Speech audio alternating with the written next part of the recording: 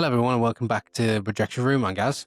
I'm Jack. And today is kind of halfway through the year. Some of the blockbusters are now finished. So we are going over a bit of a recap of 2025 films so far. It's hit September now. All the latest blockbusters are done and dusted. So we decided just to have a bit of a mini review on the year so far of film and TV. That's if we have got anything TV related. Yeah. We don't really watch much TV. So we're going to talk about that. We've got some movie news that we want to go over and have a little brief chat about. I have agreed to disagree with Jack, something new that we're trying here on the podcast. And then we will be having a chat and giving our thoughts on 2025 so far as a whole. And then at the end, we are going to rank the films that we have seen so far and, give a little predictions on the rest of the year. Yep. How do you feel about that? Yeah, sounds good. Yeah, and just a little pointer to everybody watching as well. We haven't watched every last thing that's come out this year. As much as that would be nice, we obviously live busy lives, working and family life, etc., blah, blah, blah. So, yeah, if there's not a film on here that we mentioned that could be one of your picks, it's because we haven't seen it. Yeah, because as of recording, one battle after another comes out tomorrow, which, I mean, you're away, I'm seeing tomorrow. We still haven't seen the Long Walk or The Conjuring. So, those won't be on the list as of yet. They've been out for about a week or two now. Well, I haven't got a chance to see them. And there are probably some other films that I haven't seen, particularly towards the start of the year. I know I haven't seen Mickey 17. I've still yet to watch that. And there's also a film with Jack Quaid, Novocaine. Came out earlier on this year, but that's now in the UK. It's on Sky Cinema. So I'll be giving that a watch soon. So, so if we haven't seen anything, as Jack mentioned, don't shout that we haven't seen it. It's just we haven't got time to it. But we'll probably get around to it eventually. And then at the end of the year, we'll probably do our traditional, what every other film creator does. They give our top 10s and we can go through all the films we've seen so far and we can see if anything's changed or moved around. So, sounds like a solid episode if we don't say so ourselves. So we're going to jump straight into it today. I've got some film news that I want to go over just for my little peace of mind. So we've, hopefully by the time this comes out, we would have posted our weapons review very late at the party, a month of, I was on holiday, you were very busy. I saw it the second week of September. So I was, again, late to the party, but we have done a review for that. So my first piece of news from that is Zach Cregger confirms he plans to direct a Weapons prequel about Aunt Gladys. We won't give any context for people who haven't seen Weapons yet. He quotes, "It's real and I've been talking to Warner Brothers about it. There's a story and I'm pretty excited about it. It's not bullshit." Those were the quotes, so apologies for the language. So I'm very excited. I'd like to know more about her. I'd like to know where she came from, or, how. I'm trying to go around this without giving spoilers. I kind of want to know a bit more of her backstory, as more as what I'd say without trying to give it too much spoilers. So that's something excited. My only concern is that he's directing the Resident Evil movie, so the rebooted Resident Evil, which is based more on Resident Evil 2 and 3. So when we will see this, we don't know. Hopefully it'll be sooner rather than later, while the hype on Weapons is still pretty there, So what are your thoughts on that? Yeah, like you say, I'm interested in seeing the prequel. Literally, like what you said, I think the sooner the better, whilst it's fresh in people's minds and it's still got the hype. I just hope they don't go overboard like they do with franchises, But as a whole, yeah. I can't see it being a franchise. I mean, I don't think we want to see a movie on Archer's construction sites or anything like that. I don't think people would find that entertaining. So, I mean, hopefully it gives us a little bit of backstory, like you say, on Gladys, and explains a few things as to why she is what she is. So yeah, that was the first piece of news. And the second, this is a personal one for me. I'm super, super excited about this. So we have details on the Batman Part 2 a few weeks ago. Well, as of recording, might be a month or so now. Matt Reeves handed in the script to Warner Brothers. James Gunn has read it. He said it's great. Actors say that, wouldn't it? Of course he would. Colin Farrell has read the script. He said it's phenomenal. No, his name evades me. The guy who plays Jim Gordon in the movie, his name evades me. The guy who plays Jim Gordon, he'll come back to us. He's read it. He's really excited to get on board. Somebody else does work.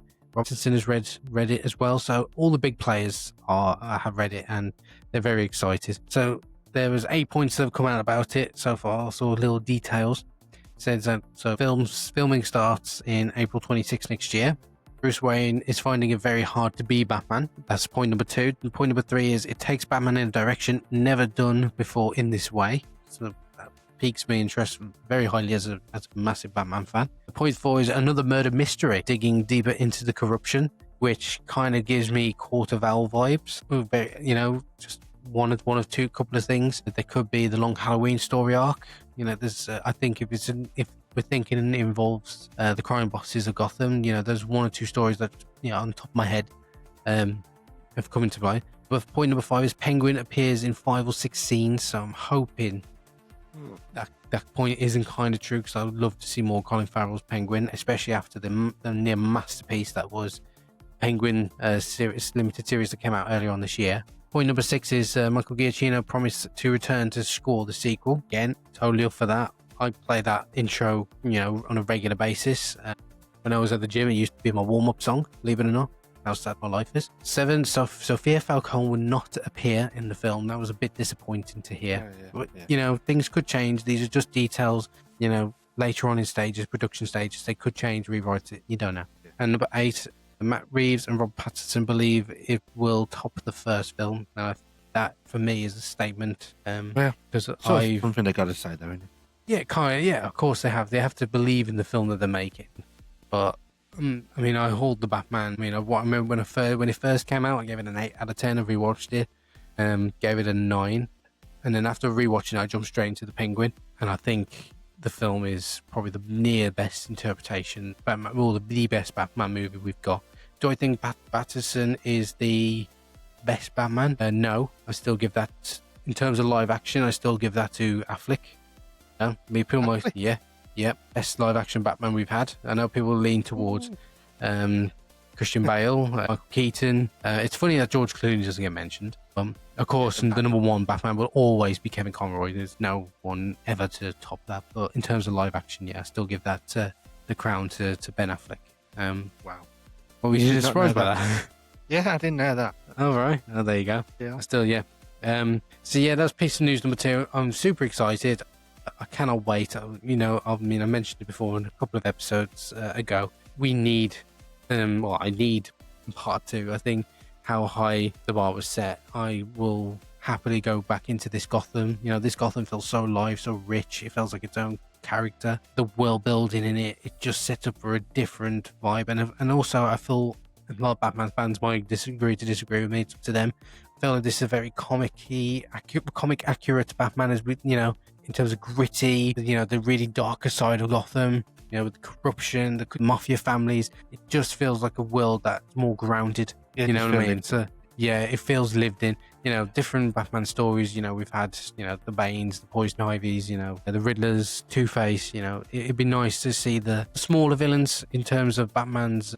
It's got Clayface coming up, haven't it? We do have a Clayface movie, but that's not set in this Batman's world, because James Gunn has confirmed that this is an Elseworld Batman, so it's nothing to do with the DC universe. Oh, Jesus Christ. So Clayface is in James Gunn's DC universe. This is separate. So yeah, it's his Elseworld. It's nothing to do with this David Cornsweet's Batman or Superman, anything like that. Nothing to do with it. So I'm happy, because then we can refocus on grounded. I would love to see Victor Zsasz as a villain, a serial killer vibe. The guy scars himself with the people and the women that he's killed. You can have Calendar Man. You can have these really grounded villains. The Falcone family. Can reel off others. Man-Bat. You could do a Man-Bat if you did it right, because his backstory, him trying to create a cure, you could do it in a way. I was just joking. I just saw Man-Bat to be, like you said, like grounded. I thought, yeah. My number 1 villain I would love to see in this one would be Mr. Freeze. But didn't they say that Giancarlo Esposito was in talks to do that? I swear to God, that would be one of the best castings ever. I swear. I haven't seen anything, so we'll see. So I spent too long rambling about Batman. I could do a whole bloody episode on Batman. So my 3rd piece of news is, again, another bit of a personal one, but I'm very excited to talk about this one. Robert Eggers' Werewolf is officially now filming, starring Ally Taylor-Johnson, Lily Rose Depp, and Willem Dafoe. 3 big players from Nosferatu. Releasing in theaters Christmas 26. Give Robert Eggers an open checkbook, man. Let that man make anything he wants. I think him and believe it or not, him and Damien Chazelle are two directors that I have films 8 and above. Robert Eggers has one film that's an 8 out of 10 for me. The rest are 10s or 9s. And Damien Chazelle has one movie that's 9. His other 3 are 10s. You know, them two are my top directors working today. So hearing this news, especially how he's done it, I mean, this is all his combination rolled into one by the sounds of it. It's going to be talking in like 14th century English. As it's going to have a gothic type of style. It's going to be very gory. There's elements from all his other films sort of mingled into this one. And it's just exciting. That's one of my most anticipated movies of 2026 so far. Yeah. And he said he's never making a modern day film as well, is he? You know what? Good. Yeah. Don't need to. You know, he can create. It just shows you can create films in different time periods if you have the passion for it. And Robert Eggers, he's proven himself already. You know, The Witch. I mean, people hate that movie so for some reason. People were saying how slow it was and how the dialogue really threw them off. I thought this was the most realistic and terrifying films I saw in the last 10 years. I think it's terrified me. And I rewatched it last year or the year before. Still brilliant. Phenomenal how he does it.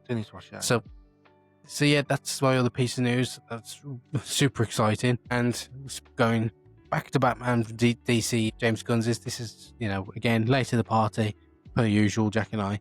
James Gunn says Man of Tomorrow is a Lex Luthor and Superman movie.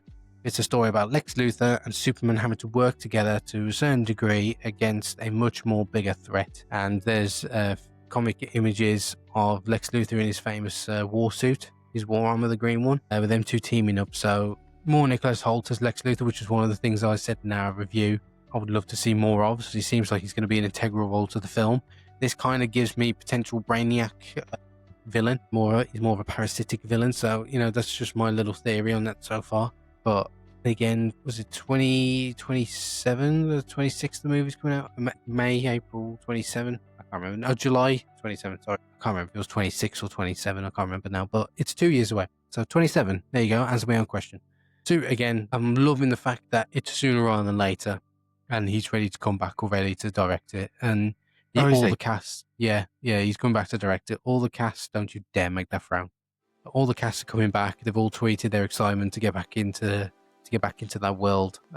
Me included, which we'll discover later on. Yeah, super. I cannot wait for this, man. There's just no less to say. I think just hurry up and get it done. I want to get back there. I want to experience how I felt this year. It was, you know what? In all seriousness, I trust James Gunn. I trust his process. A lot of fans. This film has really divided a lot of people for some reason. Where it's kind of the hope theme, trying to bring people together. Obviously, it's kind of done the opposite effect in a way.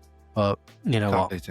No, you can't. But he knows what he's doing. His DC universe has kicked off to a great start. I'm looking forward to Supergirl next year. So yeah, hopefully we might get a bit more of an insight as to the story. Because apparently I haven't watched it. I'm waiting because how I watch these like series. So I if there are 8 episodes, I wait for the whole season to be done and then I binge it. Yeah. Because I'm not one of those who I can't wait for a week anymore now. Like back in the old days, if I'll wait for it to be done and I'll binge it.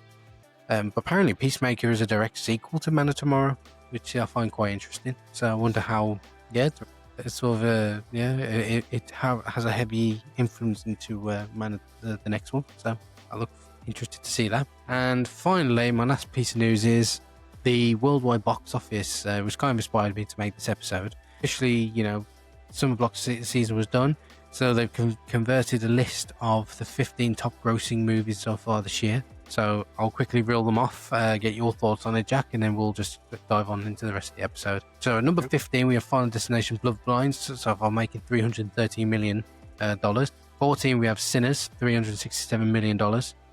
Thunderbolts at 13 with $382 million. The Conjuring, already 2 weeks out, number 12, $400 million. Number 11, Captain America Brave New World, at $415 million. Number 10, Fantastic Four, $520 million. Number 9, Demon Slayer Infinity Castle, $555 million, which is amazing for an anime movie. Very quickly on that, that's China have approved the release of that, so that's potential to actually cross $1 billion by the end of this year, but by the end of the month or the next few weeks. Number 8, we have Mission Impossible: The Final Reckoning of $598 million. Number 7, Superman, $615 million. Number 6, F1, $624 million. Number 5, How to Train Your Dragon live action remake is $635 million. Which one's for you, Jack? Number 4, Jurassic Rebirth at $866 million. Number 3, Minecraft at $958 million. Number 2, Lilo and Stitch at $1.37 billion. And number 1, Neja 2, $2.2 billion. I've never heard of him. It was until I watched another podcast and they glaze it. They absolutely love it. So I sworn maybe I might check out, to raise that. But what tells me is that franchises have won Summer Blockbuster as it was, season as it was. Lilo and Stitch, a live action remake. How to Train Your Dragon live action remake. Another Jurassic World, another added addition to the franchise. And Minecraft, the live remake or live action video game remake. So, but it's nice to see originality back, on there. I mean, you have Sinners, have the F1 movie in a way. Guy who loved, Zach always wanted to make it. Demon Slayer based off a manga. I think Weapons is just behind Final Destination at number 16 apparently. So. Just shows that people still like to go to the cinema, and it's good to see it. Keep cinemas alive. But keep them alive, but keep your mouth shut while you're there, man. Jesus Christ, some people, man. Go on, side story with Jack. Go on, side story. Yeah. So recently, I saw Weapons. People next to me were chatting away. Don't mind people talking to you in trailers when the film's on. That's time to shut up. Right. So I had that, and then when I went to see Caught Stealing, I had 4 people escorted out next to me because there was just yap. On the phone, flashlight on, everything. It's like unbelievable. I was like, you know what I mean? Like, they're just proper taking the piss, these people. Like, it's a cinema. You're there to watch a film. It's not a fucking DOS corner. Sorry, I have to get that out there. Yeah, because, that, like, you and I, and I'm sure thousands of other people, we don't have time. When we set things to do, we go and do it. So, we want to watch a film at the cinema. We go and watch a film at the cinema. We don't go, all right, I'll watch it at the cinema, but if there's people talking, I might be able to fit this in next week as well. Like, no, we don't know. You shouldn't have to do that. Etiquette, man. When you're there, shut up. If you're going to talk about a movie, you go to Nando's. If you want to watch a movie, you watch a movie. If you want to talk, go to Nando's. Get yourself a freaking half chicken with some Nando fries and, piss off. I'm the same. I think cinema etiquette has gone down the drain a little bit recently. Thankfully, the films that I've gone to see, there hasn't been nothing bad, but there was a couple of instances. And also, what is it with people turning up to a movie 10-15 minutes late? I don't understand it. Like, you've had plenty of time to get there. Like, for my example, the reason why I'm saying this is that I took our eldest niece to see Demon Slayer: The Infinity Castle at our local cinema. And the film started, we're 10 minutes in, and it's in Japanese dubbed, so, with English subtitles. Yeah. Right, I said it right. It's in Japanese with English subtitles. And yet, obviously, you've got to read the subtitles. See what they're freaking saying. And then there's a confrontation with the character, and then, and then people are standing in the aisle, looking at their seats, and it's like, you had plenty of time to get here, and we're trying to go around and try and see what the text is. Yeah. And then I caught it thankfully, but our niece didn't, so I had to quickly relay what was said. And it's just like, well, hang on, mate, you had freaking plenty of time to get here, and don't just stand around with your freaking torch out trying to find it. And it's just rude. Like, if you know what time your showing is, get there early. And I always have in my head now, 20-25 minutes after your showtime is when the film starts. Trailers and ads. You've got plenty of time. There's no excuse. If you plan to go, you need to get there at a certain time and not be so disrespectful to everybody else. Yeah, I calculated it. Yeah, my God. I calculated it when I watched one of the films that we mentioned here.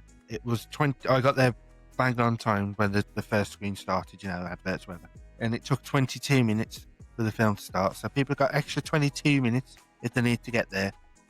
22 minutes. You can do a lot in 22 minutes, man. But, that's my final points as well. Yeah, but this is the issue as well, because the cinema I use in England is Odeon. Mm-hmm. I've got one of those passes where you pay £20, £25 a month for Limitless. And I think that it's good for me. It's, the way that I use it, but it's bad for people who don't use it properly, because it's cheap, which is good. Mm-hmm. But that may be the problem, because it's so cheap. People will be like, oh, should we go and watch bloody, I don't know, Batman at the cinema today because budget, why not? You know what I mean? So it has its flaws. If it was a bit more expensive, people may be put off doing that, but people who actually want to go might be willing to pay. But then it's like it has that knock-on effect. People aren't going to pay that much, and then cinema loses out, film loses out, blah blah blah. Yeah. It's funny you say that. I mean, you mentioned your cinema that you go to. I go to Cineworld, and my unlimited pass is £18 a month. And it does obviously raise the concern. I mean, there's different tiers with Cineworld now. I didn't remember it back like years ago when I because I had to get rid of it for a few years, and I got it back. Like recently, got it back. And the one thing I have noticed is that it does bring in. I don't want to say the wrong audience because like you just said, you want people on bums on seats, but they're people who probably don't really adhere to social etiquette. But yeah, no, I do think people need to be a bit more respectful in films now, especially in cinemas. Like people pay, we pay £18 respective cards a month. There's people like cinema tickets aren't cheap nowadays. I mean, that Demon Slayer screening costs £16 for the eldest, the needs to come, and it's not cheap as how it used to be. I remember cinema tickets were £7 or £8. It wasn't like the world's expensive. And yet, so you don't want to pay that money to go and listen to someone talk about or bitch about some woman in the office just because I don't know they ate their sandwich at the fridge. You know what I mean? It's like I don't care about that. I'm here to watch. And then I don't know. I think it's something that needs to be addressed. Yeah, man. We're getting down. Brilliantly. Sorry. I'm just saying we're getting closer to the bloody phones in those bloody sealed things. Like when I went to watch Tarantino and like a Ghost concert, you had to put your phone in one of them sealed bags. I wouldn't be against it. I wouldn't be against that. I wouldn't be at all. I'd probably be an advocate for it. And go, no, I want peace. I want quiet when I'm watching a film. If you can't respect that, you can't respect other people around you, then you shouldn't be there. It's as simple as. And I'm actually at a point now where I'm not afraid to go and tell someone. People were just snitching or being a bitch, but I get to a point where I'm like, no, I'm here to watch a film. I don't care about your day. I don't care about you, to an extent. I'll listen to your shit outside the screening, but when I'm sitting there watching a movie, I don't want to hear it. So I'm at that point, and I couldn't care less if I come across as a twat or whatever. You've actually really set up for my agree to disagree segment because, which we'll jump in now. Is one of my questions is the basis of this game is I read a statement and you say whether you agree or disagree, and then we'll just debate it after. So the question is, should cinemas have more of a laid back screening, which means that people can go in, talk, be on their phones, shout at events? Because I bring this up because in the Minecraft movie this year there was a lot of chicken jockey crap. I mean, and people were lobbing popcorn and throwing stuff about and being very interactive with the film. Should there be screenings where those type of people can go in and then have that sort of cinema experience? Agree. You just simply say agree or disagree. Overall, I'm going to disagree overall, but not for the reasons that you think. It's like shouldn't have to adhere to people who are going to act like fucking idiots. To be honest with you. Like you mentioned, you're going there for a reason. You're not, you want to be lobbing popcorn about it, watch it at home. Or don't come to watch it at the fucking cinema. People are going to pay money to watch it. I couldn't care if it's a Minecraft movie and, it's not going to be like the Schindler's List of, whatever. People are there, with their kids who are going to watch it properly and interact and laugh. However, laugh on screen or react to things. Don't have a problem with that. Until you start lobbing popcorn and stuff and shouting stupid shit like that, because that's just a meme and it's an obscure thing in Minecraft. That's why it was in the film. But no, they shouldn't have to sacrifice another screening for people who just want to act like fucking animals. To be honest with you. So, I disagree as well. So I only bring this up because apparently in America they are test screening those type of screenings, as it were, and it looks like they were getting feedback if people enjoyed the experience more or didn't, so which I find interesting. But no, I don't. Again, we've just gone over it, so it's funny you mentioned that. I just wanted to get that question out of the way because we've pretty much covered that bit as to why we think it's a bad idea. So next question: salted popcorn is better than sweet popcorn. No, I disagree. I'd just get my mouth. It's too dry. I like sweet and salt and sweet. Oh God, no. A bit of both. I don't mind a bit of both. I couldn't just sit there and eat salted popcorn. I know you can. But you're like a health freak, you're like all the calories, so it's much better for you. Whereas I'm just like flavour, man. Give me the best of both. I couldn't give it a toss. It's not that. I just generally prefer salted. I mean, sweet is just too sweet for me. Whereas salted with a nice Monster Energy, 0 sugar, in there as well. I just think salted popcorn's a lot more tastier. It's a bit like licking sand after a while. Sweet, sweet popcorn. You get those really ones where you just feel like all you're eating is sugar. Yeah. I hate that. When I eat that, I can't risk it. It's sometimes when I eat it, and then I feel like explosion, and I'm like, it just doesn't work well for me. Nah, I'm not a sweet popcorn fan. I remember when me and my fiance, we went to see a film together, and we put sweet and salted, but then we ended up she didn't like salted and I didn't like sweet, so we stupidly were watching a movie trying to pick out which one, and we ended up, it was a horror film. I think it was Conjuring 3, I believe it was Insidious 3, and there's a jump scare, and then I threw the popcorn in the air, so in the end it didn't matter. I was the reason behind that is it's not the best idea. I wouldn't recommend it. Yeah. So my next question is, if I can get it back up again, hang on. A quiet screening is better than a packed screening. Oh man, that's a difficult one. It's literally about context. Gosh, that's hard. I'm going to say agree, because again, contextual wise, if I wanted to say, for example, Nosferatu or something, quieter screening, it might benefit me because I know people who are there they're going to, most 9 times out of 10, they're going to be there to watch it. Where if it's like a packed screen, there's more chance of people acting like arseholes. But also, in Avengers Endgame, I couldn't imagine watching that or Infinity War in a quiet screen, because we went day one, and it's one of the best cinema experiences I ever had, ever had. So it's a tricky one for me. I think it's my personal experiences recently. I'd rather have a quiet one where I know people are there to watch the film. Whereas, I saw, what did I see recently, where it was quite busy, Caught Stealing. That's the one where I had these people escorted out next to me, and that was packed. I was quite surprised how busy it was. Yeah, and obviously, they was pissing around next to me, and then I had people getting pissed off, thinking it was me because I was sat next to them as well. When the student, sorry, I'm getting sidetracked. But agree. But that's the point of agree to disagree, man. So I'm going to say quiet screening is better than a packed screening. Do you know something? I think it depends on the person as well, because I'm going to be a bit controversial here and say I agree. I actually prefer a quiet screening. Yeah. So I'm also going to say there are two examples I've got here. So I didn't see Nosferatu when it came out last year. I saw it at the start of this year. I saw it in January. And it came out in December. I think it came out Boxing Day, December last year. So I got around to see it at sort of mid-January, and I went in Screen 7, which at Cineworld I go to is the biggest screen in there, and I was the only person in there. I had a whole screening to myself, and it was, as a film lover, as a person who loves going to cinema, I was in heaven. Yeah, that's bliss. And it enhanced my experience, because obviously Nosferatu, especially the scenes the segment where Nicholas Hoult is in Nosferatu's castle. And the fact that I was the only one in there, I felt like my eyes were on me, even though the screening was completely empty. And then, so that was a fantastic theatre. For God's sake, what do you mean? What should you say, theatre, for Christ's sake?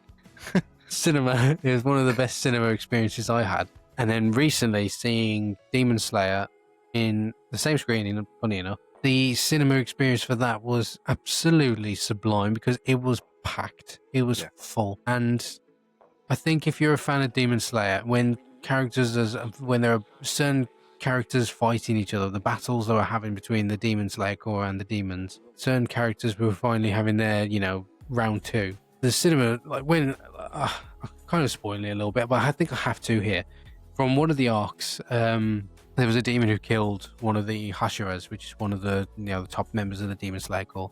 And in the Mugen Train arc, you never see that demon again until he appears in the last season, I believe. And Tanjiro vowed, the lead character, Tanjiro vowed to have his revenge, to go, to say, you will not win, basically. So then he turns up in this one, and Akaza makes he makes this grand entrance. He then gives this speech, and then he's there going, and then he says, Tanjiro Kamado, and then it pans to Tanjiro, and he screams Akaza, and the cinema erupted. Everyone was cheering, and it was just like, oh, I had chills. And even Annie, she was there like she was just so psyched to get, it was so awesome to see. And then like if certain characters made their moves, they were like saying, oh, seventh form, and then he does this move, and then everyone's like screaming, going for it. Or if they win a battle, everyone's like cheering, and it just added to the cinema experience that people care about these characters. It felt like an event. So it sounds like a very contradictory. Exactly. It feels like a very contradictory statement by saying I prefer quiet screenings, but that doesn't mean I don't love a packed screening. Yeah. But then you can have the odd idiots. So as we've seemed to have gone over quite a few times. So the last question is, it's a bit of a personal choice one. Yes. Sitting at the back of the screening room is better than sitting in the middle or the side. So where do you prefer to sit in a cinema? So do you agree with that? Do you think sitting at the very back of the cinema is better than sitting either in the middle or on the sides of your screening? Personally, yeah. I prefer sitting right at the back. So you'd agree with that statement? Yeah. But then if like all the back row is taken, middle, right in the middle's the best to be. But normally it's like the middle's taken, so you sit at the back. Yeah, I just think I prefer it as well because literally there's no faffing about. It's like when you go there, it's like, right, I'm at the back. All I got to do is just look for the number. Yeah. That's it. Job done. And you get a decent view as well of everything. See, some people actually like sitting further down and having to move their head to look at the screen. Oh, no. I would hate that. I could never imagine doing that. Up as it is, man. I couldn't do that. No, I couldn't fathom the fact of doing that and having to be like that when I'm watching a film, like especially Demon Slayer recently. I couldn't imagine doing that. I sort of had to do that. Sorry, watching the new Fantastic Four the first time I watched it, I had to sit quite near the front because it was quite busy. And I was like, oh, man. After a bit, I was like, nah, I can't be doing with this. So, yeah, definitely, but further back the better. Yeah. See, I'm just gonna say I disagree. I love sitting at the side, out of the way. So the side, at the side by the wall. Prefer that. Those where I prefer to sit. I like sitting sort of by the wall because nobody can be with me, and also because at our local, at our cinema, they sometimes if you're sitting at the side, they only have 2 seats. Yeah. So that means that no one else can sit next to me. So it's kind of a personal choice. So that's why I disagree with that. I prefer sitting at the side. But if because I like having, because no one's going to sit next to you on a 2-seater. I think it'd be weird if a random person. Yeah, I'd be concerned as well. So that was one. Yeah, that was just a little warm of agree to disagree. I've never done them before. Those are the questions I thought of. I'll probably think of some more interesting ones in the future. Yeah, so the next bit we're going to talk of is 2025 so far. How do we feel about it? So I'm going, if you want me to go first and give my thoughts on it, then you can give your thoughts. The 2025 has been a really fun year for the movies, probably not quite hitting the heights as 2023 with films like Oppenheimer, Across the Spider-Verse, Past Lives, John Wick 4, Killers of the Flower Moon, Babylon, although technically that came out in 2022, but it came out in the UK in January 23. But still, I'm having a blast. We had Mickey 17, Captain America 4, but I feel like Sinners really kicked things off after a slow start, showcasing great original horror content, grossing over $300 million at the box office and achieving distinction of, believe it or not, I didn't know this till the other day, the highest grossing original horror film in US history. So it's safe to say Ryan Coogler really delivered there. Recently, Weapons, which we spoke about last episode on our review, it brought something different and unique, and again, original, thanks to Zach Cregger. Again, grossing over $263 million at the box office and receiving universal acclaim. Which, a side note, I think thanks to Sinners and Weapons, they are a direct result of this change that big production companies are willing to finally invest in originality again. So, into the summer blockbusters, we know how I feel about Superman. That was a special one for me this year. We also had great blockbusters like F1, Mission Impossible, The Final Reckoning, Thunderbolts, 28 Years Later, and Fantastic Four, all great and memorable cinema experiences. But as I mentioned earlier, what really made this year exciting for me was the amount of original films that have been made. We've actually had some fresh standout stuff, films like 28 Years Later, Sorry Baby, which I haven't seen yet. We've got The Smashing Machine, which comes out as a recording next week.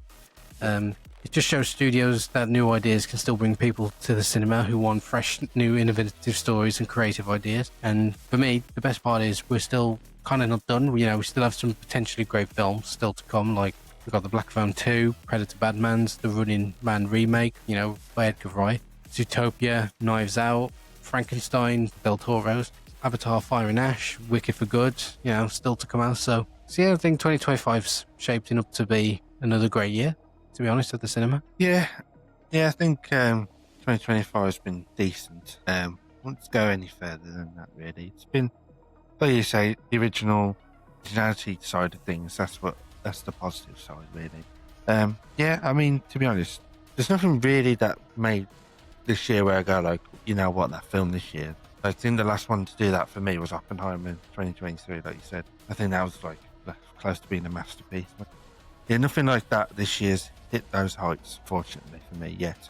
Still could be, I guess. But yeah, decent. But like you say, it's really good horror films that have been released. So I think that's a good positive, because horror seems to have been then this like loophole where it's just rinse and repeat sort of thing. So the original side to that's nice. But yeah, I definitely feel like it was a slow start. I think there was, January's usual, what they called like the throwaway sort of thing. The throwaways. It's sort of like the quickly made. I don't want to say trash, because I don't think anyone tends to make a bad film, but films that just sort of like takes the distribution, what's the next word I'm looking for? Takes them off the shelf, just get them out there. Yeah. If they make a quick couple of million, great. They're sort of like your throwaway films. The February we try and get a few. We're starting to roll them out a little bit now. There's a bit more quality coming. You usually get your typical Valentine's, rom-com. Well, the Valentine one this year is Captain America, wasn't it? Yeah, 14th of February. Again, interesting time to bring out a Marvel movie, which I thought was quite surprising. I think we had Mickey 17 come out in February as well, if I'm not mistaken. Or did that come out in March? I can't remember. March. Still, I mean, those are the only ones. I know we had Novocaine, which came out, which I mentioned earlier. Like, probably be watching that at some point. And then you had Fly Risk. I mean, with Mark Wahlberg. Oh my God! Well, you'll find out in a bit. Yeah. So yeah, it seems like it took a bit of a slow start to going, whereas I feel like the previous years we've had stuff throughout the first few months to really get us, invigorated for the rest of the year. But then when Sinners came out, I think it just totally, nobody expected that film to do that well. I mean, it had very positive early screening, reviews. People were coming out saying it's one of the best movies of the year, and everyone was thinking, really, in March? We saw it for ourselves. We both thought the movie was good, or I thought it was great. You thought it was really good. I was surprised with how much it grossed and how the success of it, which I'm happy for. I'm happy for originality. Even though some people have said it's just the modern Dusk Till Dawn, which I thought was an interesting comparison. And I think the year got better as from there. Also, one of the films that we watched that seems to be going unnoticed, Alto Nights. Yes, the Alto Nights. I loved that film. That's been panned, but I quite enjoyed it. I think for a guy who has a bit of a, not to say obsession, an interest in the mafia, a bit of organised crime. I have 6 or 7 books on it. I've watched a lot of documentaries on it. So I think the comparisons, to the actual events that happened and unfold in that film, with the relationship between Frank Costello and Vito Genovese, I think it was, really accurate. And I think some people probably found it quite boring, which I was the opposite effect. The dramatization of it all, I thought it was a really solid film. But like you say, it did get heavily panned. And saying that De Niro gave a poor performance, I think it ain't gone. The guy played 2 characters. Yeah, have to do that at his age, mate. Yeah, I thought it was a really good, great movie. So I was surprised by that one. But like I say, then we had plenty come out since then. I was real off a few. I mean, we had The Monkey, the Stephen King novel that came out. That was a bit of a splatter horror. It was fun. I think you talk about humour in our weapons review. This had a certain type of humour as well, but it didn't resonate with me as much. We had Dangerous Animals, which I Courtney filming. That? It wasn't nothing amazing, but I had a good time with it. I think it was quite.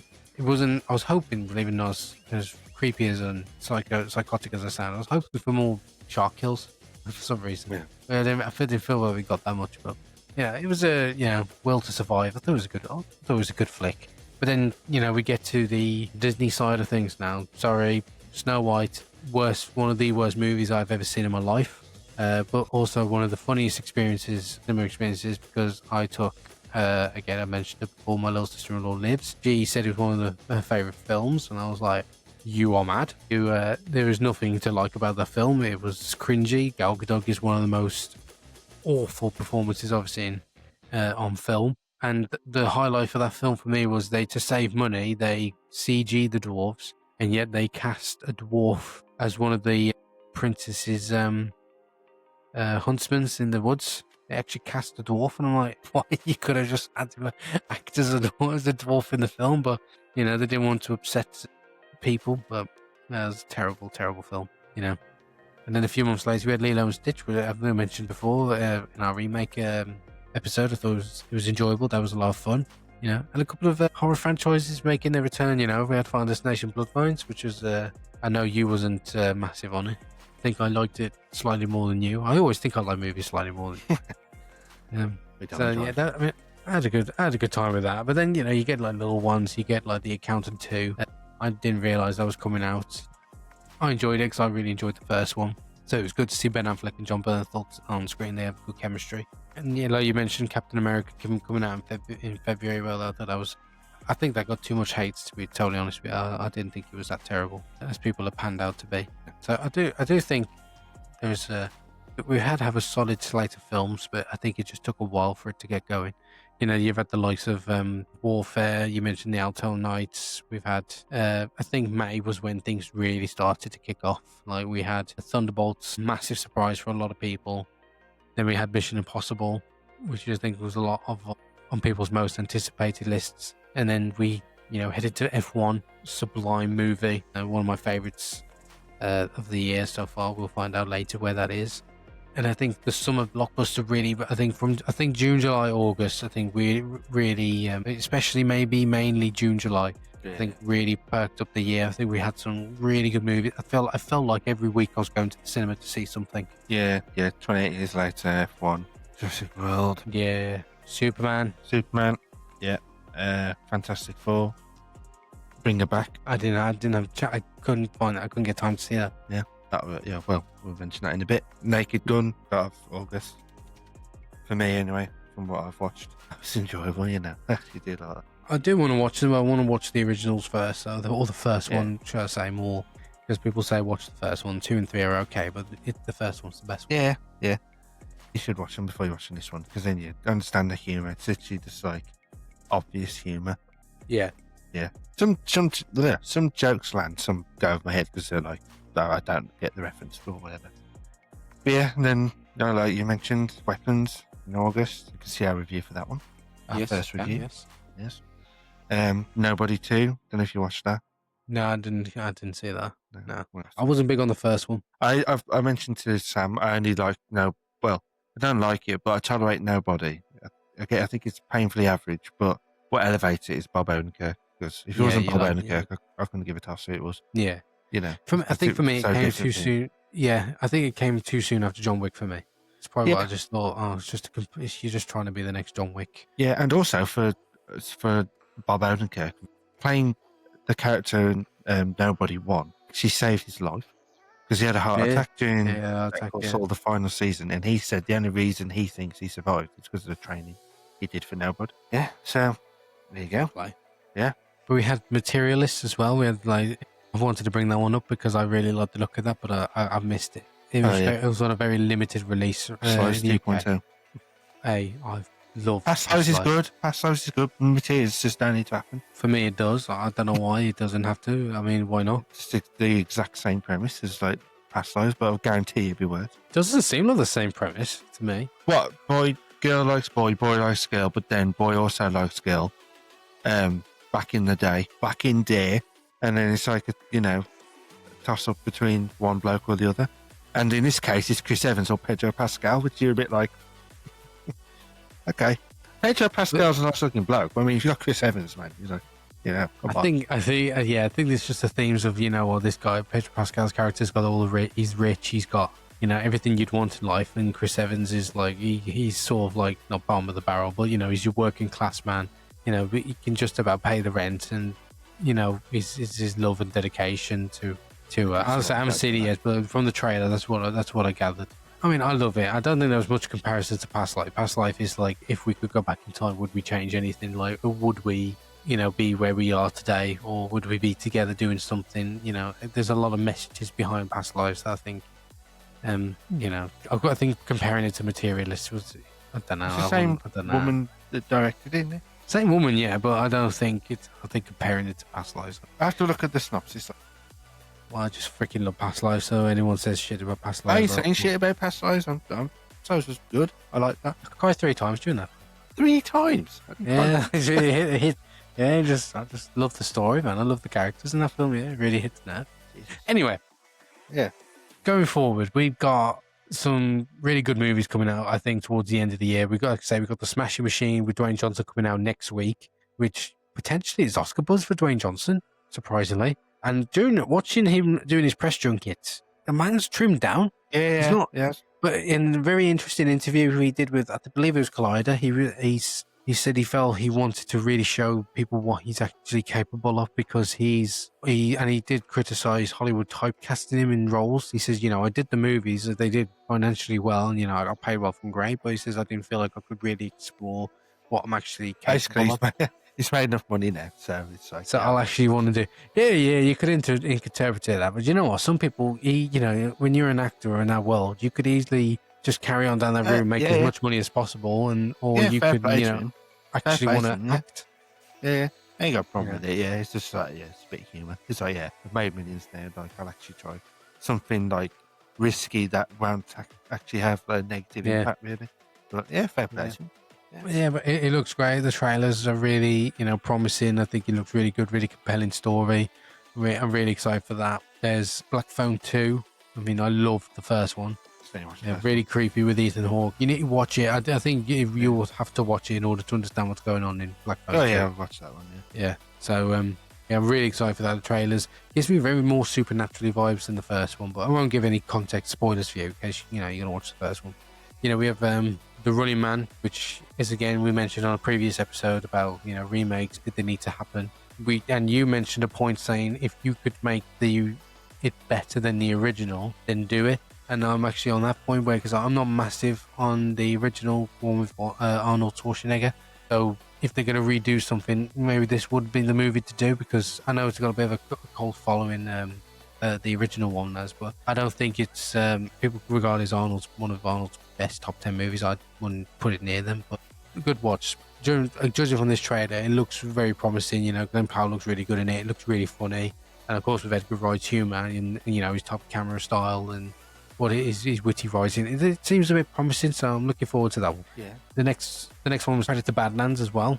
That trailer looked really cool. Nice, different to see the hunters actually hunting for a change and having this new younger predator, you know, taking on different space creatures. Judging from the trailer, again, looked really entertaining. I'm not going to say it's going to, you know, break records or be, you know, an Oscar-worthy film, but it just looks like really good entertainment. And then Wake Up Dead Man, you know, the Knives Out third film. I love the first two. The second one gets a bit too much hate for me, but I think it's very well written. I think it's really funny. I think it's well acted. And the story's really good in that. So the trailer for this one looks really good, and the cast is absolutely stacked. I'll just quickly read some off.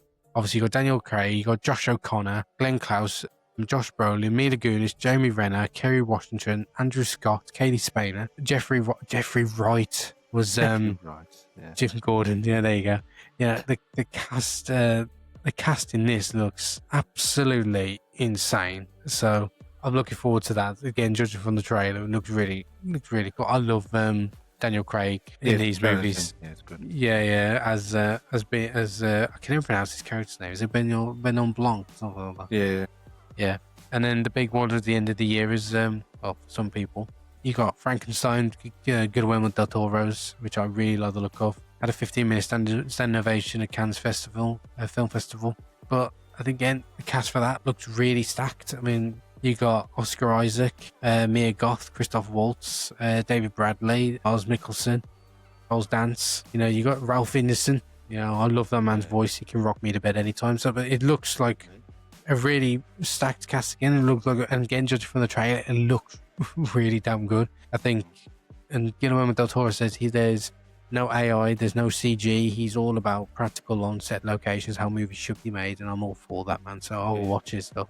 And then the big one at the end of the year is Avatar: Fire and Ash. And I got to be honest, I haven't seen Way of Water. So I know, man.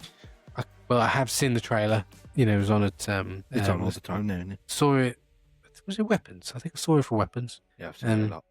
Yeah, it was just a teaser. It wasn't. I think it was about like a minute long. But you know, I thought it did look good, so it did make me think, do need to watch him. But I'll probably actually rewatch the first one. Yeah, just to jog my memory. So yeah, I think, you know what? I do think this, judging from these, that Army does think that the first half of 2025 will probably be a little bit more successful in terms compared to the second half, but that doesn't mean that we do have some absolute like bangers coming out, potential bangers, should I say.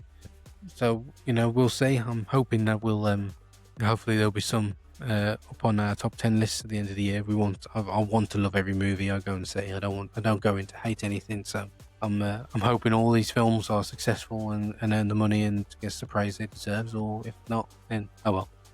Yeah. So you got any? Give us your thoughts on them. Any standouts for you? Any things you're looking forward to? One battle after another, which is out tomorrow.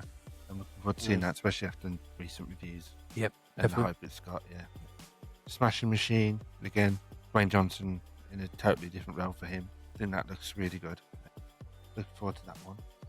Running Man, because I only watched the original, and I will watch the original before watching this one. But it's Edgar Wright, so I know like the quality's going to be there. Even if I don't really like the story, I know that. You know, I mean Frankenstein. Looking forward to that one. That'd be good.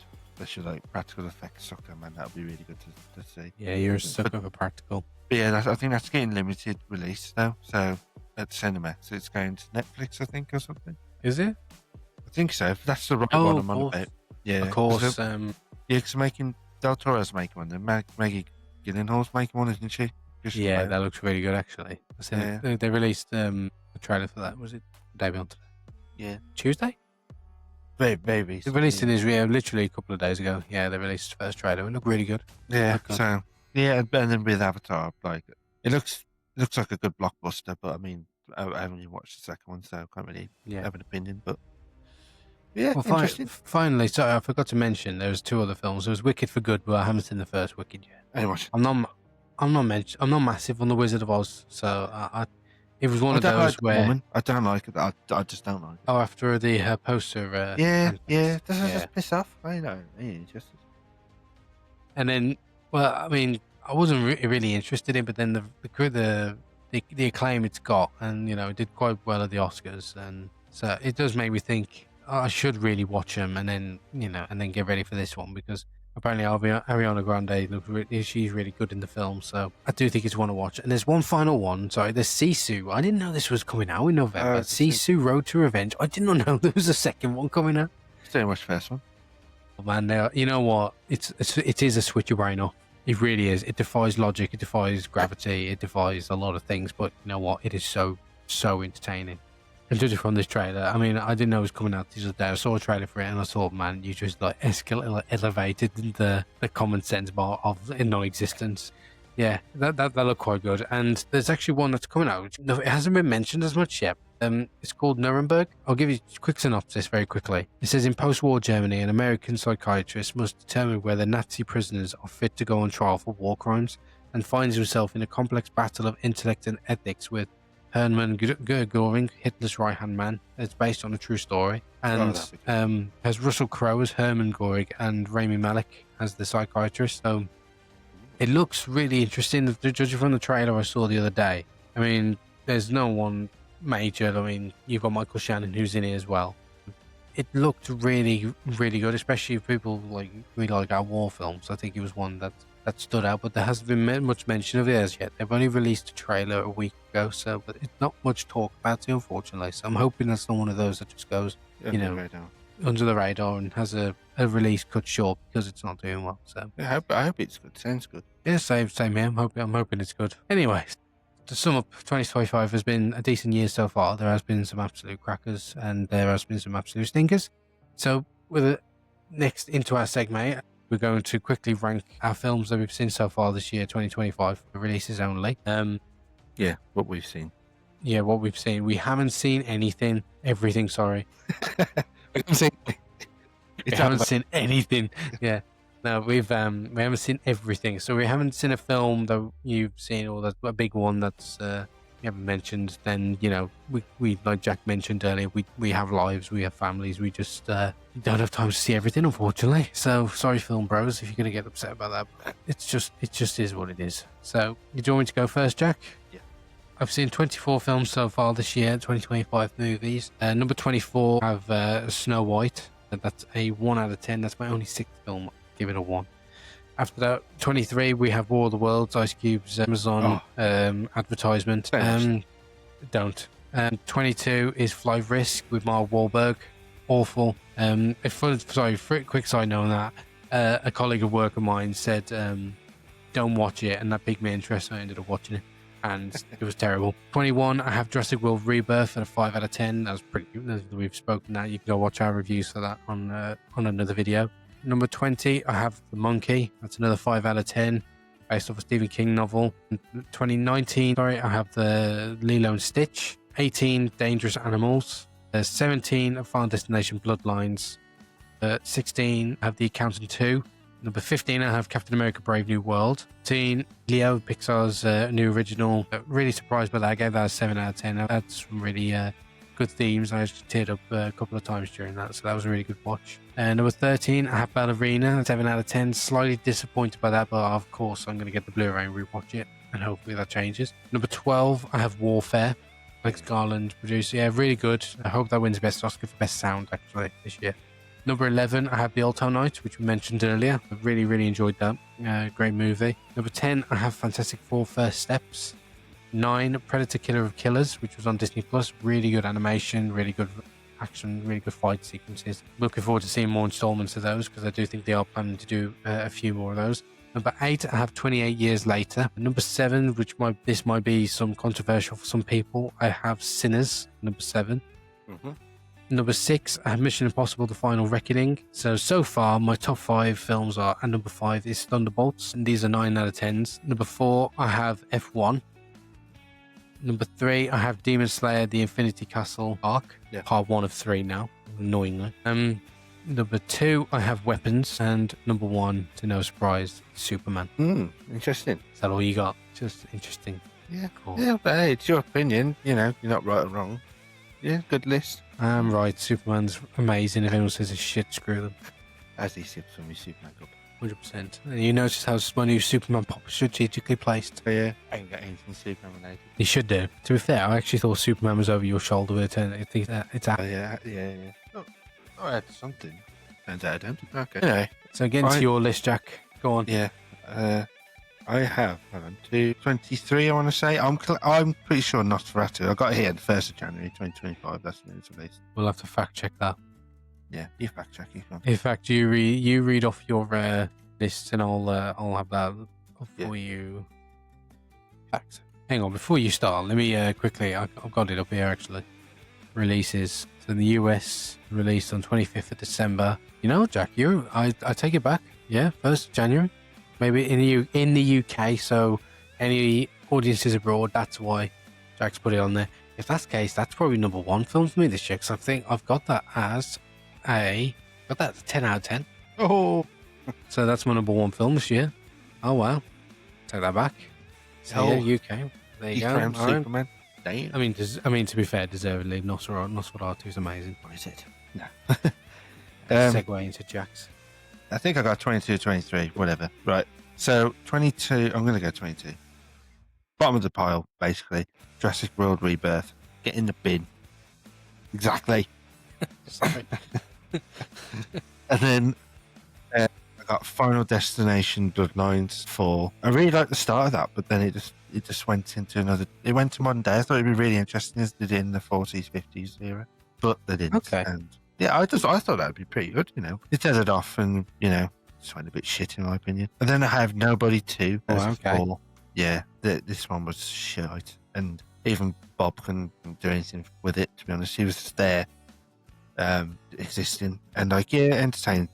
You know, he's good to watch, but like contextual as a whole, it was shit. A cringy female villain, man. It was just like she refers to herself as a bad bitch, and it's like you're not, love. Shut up. It's just like just get out. Sorry. And then I think this is number 20 now. I think 19. Conjuring Last Rites. That is a 4. Okay. Yeah, I won't go into too much in case you watch it, but I do want to watch it, yeah. yeah, it's just really naff. Really naff. Wasn't scary. Yeah, just I hope. Well, they're making a prequel series, I think. Yeah, I heard they're making a prequel series, yeah. Yeah, they're like say based off a true story and a true event. You're watching it, you're like bollocks. But yeah, and then I have next is Toxic Avenger. No, I haven't seen I that. think that's number 18. Yeah, that's a remake.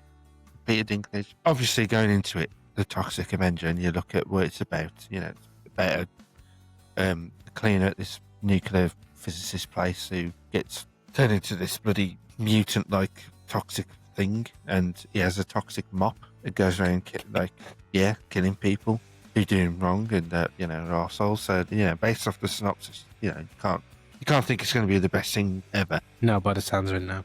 Yeah, and I was enjoying it, to be fair, but then like they're going to really poor CGI stuff, and I was just like, oh, this just looks bad now. But they had the practical effects. That Peter Dinklage dressed up, in makeup, whatever, and then they just do that. But yeah, it was decent. You can enjoy it for what it is, but nothing to shout about really. Next on my list is Mickey 17. Enjoyed the first half, then it fell off for me. The last hour, it just fell off. But Yeah, I had interesting. quite mixed reviews for that. Like, I was quite surprised because it's Bon Joon-ho. Yeah. It's really interesting premise, like having this chap keep coming back and all that. But yeah, it fell off big time for me. And then I would have after that, Captain America: Brave New World. I mean, we spoke about this on previous episodes and that, but just generic. Unfulfilled potential. Yeah, literally just a movie that just felt like, in a couple of years' time, it'll just be there. It won't serve any premise or anything. It could be one that you skip, which is a shame because it's Anthony Mackie, but it didn't really. Just quick touch on that. What was your score out of 10 for 6? America? Oh, 6. Okay, I gave it 7. I had Yeah. fun with it. Yeah, I wanted more from it, but yeah, ultimately. Same. I wanted it. I was hoping it would be the kickstart the MCU, but unfortunately it wasn't. But I still found it entertaining. Right, next then I have Superman. 6 out of 10. What number? I don't know. I lost count. I think this will be like 14. Oh, I think. Well, we spoke about this, right? yeah. So, No, still screw you. yeah, well, screw you too. And I was really close to watching it again, but then I thought, nah, because then I might like it and I want to piss guys off more. So, Nah. but no, I do think I still would stick to what I saw. I think, but 6 I think is decent for what they went for. But we've already spoke about that. I don't want to keep waffling on about it, but That's yeah. What would I have next? I would have the Outtown Nights. Yeah, that is 7. That's all Yeah. right. Mentioned that just. Robert De Niro, man, based off a true story. I thought it was really good. I think it suffered really because it was just a quick release. It wasn't on for long. It was like you'd chat to see it or it's gone. I think it was only on for like a few days, I want to say, wasn't it? As soon as it was on, I texted you saying it's on, shall we go? Yeah, all right, let's watch it. So I think I'm on number 13, I don't know. But yeah, Naked Gun, again, like I mentioned, I think that was fun. It was, it did well to keep the similarities with the original. It didn't shit on it. It embraced them, and yeah, some parts very funny. Like I said, some parts went over my head, to be fair. But yeah, decent. I think after that, I might have Sinners. Okay. Yeah. This one I think might be a tad overrated, maybe. Interesting. But I still enjoyed it. I think going into it, I'd heard it's really good and best of the year, like you said. And then when I watch it, I was a bit like, okay. Music was excellent. Acting was good, but really, don't really see anything that made it like groundbreaking. Original story, like yeah, fair enough, but yeah, I just thought it was really just good, like pretty good. You know, not nothing to like. I won't say it was best of the year, obviously for me it's not, but yeah. Then after that one, I'd have Court Stealing. That one slightly let down with, but it was still pretty good. Darren Aronofsky, I think I'll pronounce it. You may Requiem. So you think it's it'd be really like top tier, but it was decent. A few surprises in there that I wasn't expecting, but yeah, not bad. And then I would have Eddington. Really? Wow. Yeah, I bet everyone. I bet that really shit. No, like it's I don't know like why people say it's shit because it's like it is original. You know, the premise is interesting, set in a small town during COVID, and it's literally the sheriff is just he makes a really irrational decisions. Like he is very, I won't say thick, but he's just like he makes decisions like off the cuff. Doesn't really think about the consequences of his actions. But yeah, the third act is like batshit crazy. And I know I made the thing with weapons. I was like, oh, the third act like threw me off. This one did sort of throw me off in the right way. I think it was a tad too long. But overall, I enjoy. I did actually find myself liking this a bit more than I thought. To be fair. All right. I just struggle with Ari Aster movies. But you love Hereditary though. I know I love Hereditary, but I just think he needs to go back to horrors because he did Midsommar, he did Hereditary, he did Beau's Afraid, which was shite. And I didn't like Beau's Afraid. It was all right. The first hour was great. The rest of it was pretty bad. So yeah, next on my list, I'd have 28 Years Later, which we already spoke about in a different review, and then I'd have F1 above that one. I should have really get the numbers, but you really should have. Yeah, I'm pretty sure I'm in my top 10 now. I want to say, well, I might be in it already. Are you on your Letterboxd? No, I'm on IMDb. You're with. If you was on Letterboxd, you can literally just see what movies you've got, like where you rated them, where you put them. Yeah, I have, but they're not in order. That's the problem. So yeah, then I would have Nosferatu. I just can't believe I thought that came out last year. That's a bit. Yeah. No, I really enjoyed that. Some aspects I didn't really like. Yeah, as far as it goes for vampire, I love vampire stories. I thought that to be fair. Excellent. I wouldn't complain. Yeah.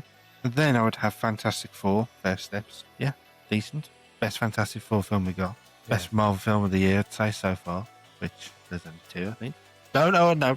Retract that statement. Yeah, they're decent, but again, it's like one of those where it's like, will you go back to watch it after all these other ones are done? Possibly not, but hey ho. And then I would have Weapons at number whatever. Yeah, watch our review for that one in more in-depth analysis. And then after that, I would put Together. I did actually prefer Together than Weapons. Okay, I still haven't seen Together, so again, one of those that slipped. Yeah, I was going to do a review on that one, but didn't have time. We'll have to get that one into that one once you've watched it, I think. But and then we can do a comparison because a lot of people prefer Weapons. I just had a better time with Together. Fair enough. Yeah. No, fair enough. Yeah. Again, get into that one a bit more in detail. Coming in at number 3, I've got Thunderbolts. Oh, okay. That one's the best Marvel film of the year. So there isn't no more Marvel films this year, so yeah, that's the best Marvel film of the year. Base surprise. Didn't think it'd be as good as it was. I believe we made a review of this. Or we did it in an unaired episode. Because our mics, we played about the mics and our mics messed up, didn't we? That's right, yeah. We'll have to go over that.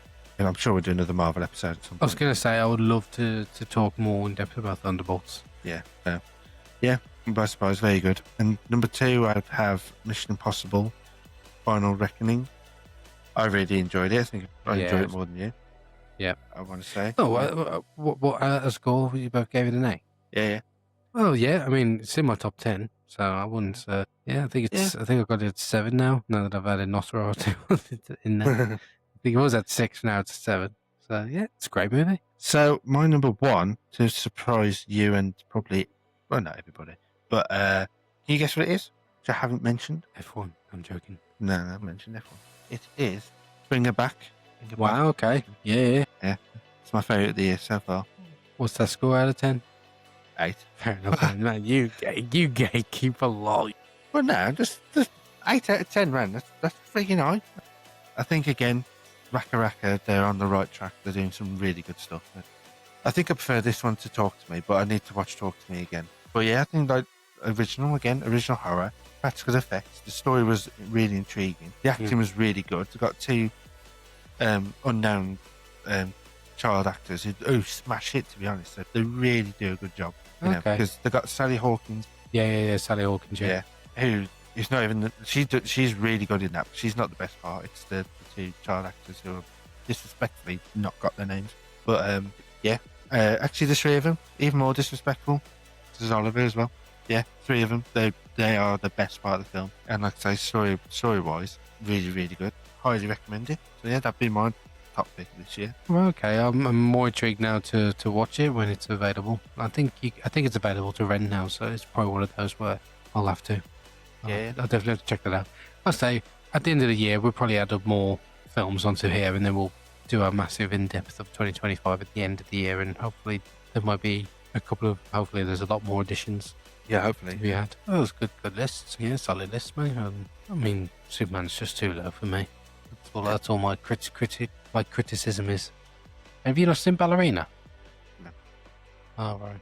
I mean, that's good. That's good. Elio, I'd recommend. Original Pixar as well. So that's a good one. And I mean, I think we'd probably be quite low on what films will people have a lot higher. I could imagine people Sinners 20 years later, they're all going to be higher. Sinners and Weapons, I think, this year. Yeah. I mean, when you look at a list and you think, oh, am I doing that just because everyone else is doing it? The norm. But I'm pretty happy where I have my films at the minute. I look forward to getting them on Blu-ray and rewatching them and watching behind the scenes. I'm looking forward to see if I see anything new in there that makes either takes it away or adds to it. Hopefully, like I say, there's a lot more additions to be made. Yeah. I think looking at the list, I say what I say earlier. I do think 2023 still takes the cake in terms of films compared to what we have here. Sorry, compared to 2024, we've totally missed that one. I mean, 2024 was an interesting year. I mean, there was some good films. I mean, Nosferatu's on there for some stupid reasons. I've got Nosferatu twice now. I mean, to be fair, 2024, Doom Part 2, The Fall Guy, Smile 2, Love Lies Bleeding, Alien Romulus, The Wild Robot, Kingdom of the Planet of the Apes, The First Omen, Deadpool Wolverine, Monkey Man, Long Legs, Furiosa, Terrifier. Yeah, moving on. Substance. Late Night with the Devil, The Substance. Some really good horrors last year as well. Last year was really good. There was Heretic, Oddity, Abigail, Long Legs, yeah. Challengers, Scene. Yeah, I mean, to be fair, you could argue 2024 was probably slightly better. But you know what? The year's not done. I think on a personal note, I think what makes me think I can't say that is because 2025, okay, yes, you compare the lists from 2023 and 2024, and yet 2025 films I've been, quite emotionally invested. I got emotional watching 28 Years Later. I got emotional watching Thunderbolts. I got very emotional, as embarrassingly as you sat next to me in Superman. And Elia, I was quite emotional watching that this year. And I will even throw out Demon Slayer as well because I think I just love the character so much in that show. So seeing them and watching the fights and some of the backstories that was a great watch. So yeah, it's strange. I think 2025 I've been more emotionally invested. Whereas 2023, I think there's been a lot more spectacles. Yeah. Sound interesting. Yeah. Let us know your picks, your top 3, top 5, 10. Anything you disagree with. You'll want to talk, and you couldn't even count them. Yeah. Let us know your favourites of the year, what you're looking forward to in the latter stages of the year. Let us know what you think, if there's any films that stand out for you. And until then, we'll see you next time. And thanks for watching. Don't forget to like, subscribe, follow us on TikTok.